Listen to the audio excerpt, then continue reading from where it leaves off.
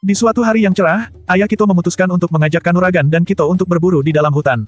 Ia telah merencanakan perjalanan ini selama beberapa hari dan yakin bahwa mereka akan memiliki pengalaman yang luar biasa. Mereka kemudian bersiap-siap untuk perjalanan dan tidak lama kemudian, mereka berangkat menuju hutan. Dalam perjalanan menuju hutan, Kanuragan dan Kito berbincang-bincang. Aku sangat bersemangat untuk berburu hari ini, kata Kanuragan dengan suara yang antusias. Aku juga, kata Kito dengan suara yang sama. Aku ingin melihat apakah kita bisa menemukan hewan yang langka di hutan ini. Setelah beberapa jam berjalan, mereka akhirnya tiba di hutan dan mulai mencari hewan liar. Tiba-tiba, terdengar suara di semak-semak yang tidak jauh dari mereka. Suara reraman dan gesekan daun terdengar jelas, dan ketiga orang ini mendengarkan suara itu dengan sangat berhati-hati. Apa itu? Bisik Kito dengan suara yang lembut. Aku tidak tahu, jawab ayah Kito dengan suara yang tenang. Tapi kita harus berhati-hati, suara itu terdengar seperti hewan besar. Kanuragan dan Kito mengangguk, lalu memegang senjata mereka dengan erat. Mereka menunggu dengan sabar, dan tidak lama kemudian, seekor harimau besar dengan kulit seperti reptil muncul dari semak-semak. Aku tidak percaya ada hewan seperti ini di hutan, kata Kito dengan suara yang terkejut. Ini memang hewan yang langka, kata ayah Kito dengan suara yang tenang.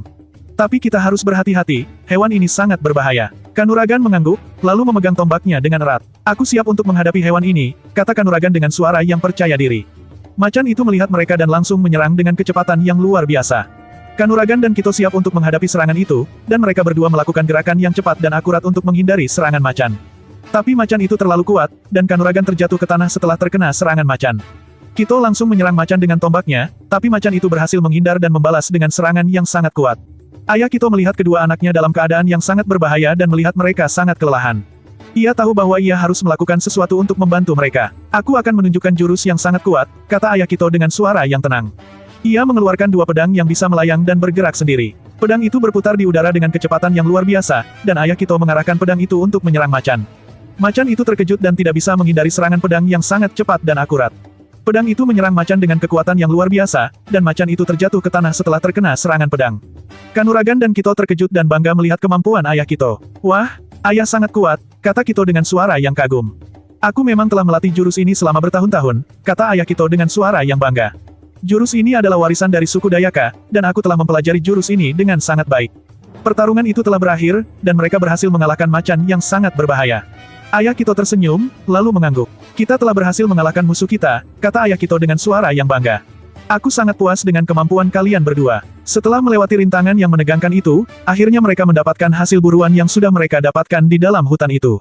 Mereka berhasil mendapatkan beberapa hewan buruan yang cukup besar dan berat. Syukurlah, kita berhasil mendapatkan hasil buruan yang cukup banyak, kata ayah Kito dengan suara yang puas. Ya, ayah, kata Kito dengan suara yang gembira. Aku sangat senang kita bisa mendapatkan hasil buruan yang banyak. Kanuragan juga tersenyum dan mengangguk setuju. Aku juga sangat senang, Paman, kata Kanuragan dengan suara yang antusias. Setelah mereka selesai mengumpulkan hasil buruan, mereka kemudian memutuskan untuk kembali pulang ke rumah mereka. Mereka berjalan dengan hati yang gembira dan puas, karena mereka telah berhasil mendapatkan hasil buruan yang banyak. Ketika mereka tiba di rumah, mereka disambut oleh keluarga mereka yang sangat gembira. Selamat datang, ayah dan anak-anak, kata Ibu Kito dengan suara yang hangat. Bagaimana hasil buruan kalian hari ini? Kita berhasil mendapatkan hasil buruan yang cukup banyak, Ibu, kata ayah Kito dengan suara yang puas. Kita akan memiliki banyak makanan untuk beberapa hari ke depan. Ibu Kito tersenyum dan mengangguk setuju. Syukurlah, itu sangat baik, kata Ibu Kito dengan suara yang gembira. Mereka kemudian mulai membersihkan dan menyiapkan hasil buruan untuk dimasak. Setelah itu, mereka semua berkumpul untuk makan malam bersama dan merayakan keberhasilan mereka dalam berburu. Setelah makan malam itu selesai, mereka berada di luar rumah, duduk sambil bersantai di bawah cahaya bulan yang terang. Ayah Kito tersenyum dan mulai menceritakan tentang jurus pedangnya. Jurus pedang ini adalah warisan dari suku Dayaka, kata ayah Kito dengan suara yang tenang. Hanya sedikit orang yang memiliki kemampuan untuk menggunakan jurus ini. Kito dan Kanuragan mendengarkan dengan sangat antusias. Apa yang membuat jurus ini begitu istimewa, ayah? Tanya Kito dengan rasa ingin tahu. Jurus ini memerlukan kemampuan yang sangat tinggi dan latihan yang sangat keras, jawab ayah Kito. Selain itu, jurus ini juga memerlukan kekuatan mental yang kuat dan kemampuan untuk mengendalikan emosi.